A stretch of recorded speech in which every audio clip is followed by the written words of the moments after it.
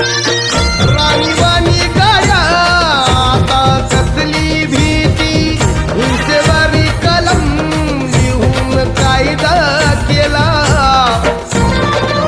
तुला मानव म्हणावं की बोधिसत्व म्हणावं, तुला मानव म्हणावं की बोधिसत्व म्हणावं, तुला देव म्हणावं की भीमराव म्हणावं, तुला देव म्हणावं की भीमराव म्हणावं.